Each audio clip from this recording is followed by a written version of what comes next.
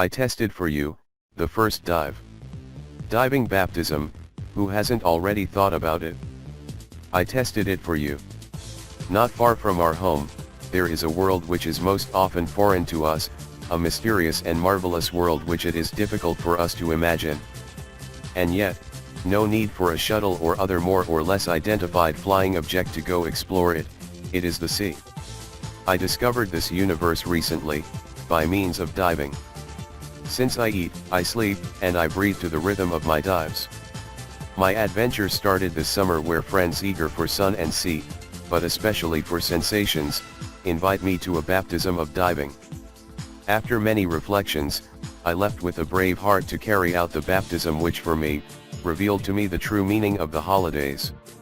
And this despite the fact that on the first day, our boat was the scene of many sea ailments, falls and other disasters. Our incantations from the previous day were not enough to make the weather more pleasant. The lesson was clear. So here I go, like a little duckling hopping, the diving suit, sexy level, and comfort, we saw better.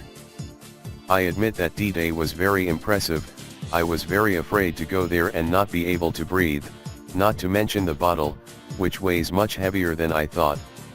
Also, breathing through your mouth is not the most instinctive thing.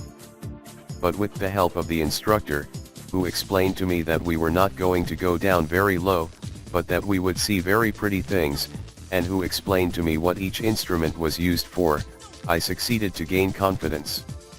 Once in the water, everything was magical. It's not really easy to describe, but I'll try anyway. The further we went, the better I felt. The silence, disturbed only by the few bubbles rising to the surface, helped me to reach a kind of inner fullness. During the half hour of diving, after the excitement and the anxiety of flowing, I felt like I had achieved happiness, serenity. When the instructor signaled me to go up, I felt like I was dreaming. I would have stayed longer. But I comforted myself by telling myself that I was going to be able to talk about it with my mother, make her share my emotions and my feelings, she who is afraid of water. Claustrophobic friends, don't get me wrong, diving gives an incredible feeling of freedom. One does not have the impression of suffocating, but of floating above the rocks, or along the drop-offs rich in multicolored algae, sponges, starfish, sea urchins, sea fans, and other spirographs. Did you know that these brown algae, which disgust us, in summer, by wrapping around our ankles, are Posidonia, wonderful green plants iridescent with blue reflections? Or that the octopus is the most intelligent and the most curious of invertebrates, if you know how to tickle it, it will gladly come and squeeze your tentacle and reward you with a slightly gooey but very charming hug. Let your eyes linger on the sand, apparently virgin, it is actually teeming with flatfish that have camouflaged themselves there, away from predators. But beware of the skate, always ready to give you a shot of venom. You will be able to discover, among the corals, an anemone with its clownfish. Take a look at the sea cucumber, nicknamed sea cucumbers, big black strands washed up on the sand.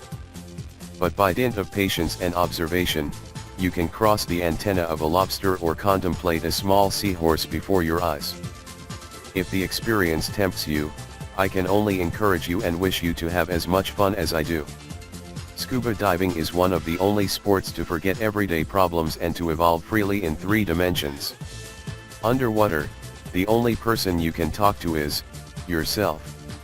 And it really helps to take stock, to relax. Learning is very simple, there is no age limit, weight limit. Anyone can do it. Thanks to my instructor.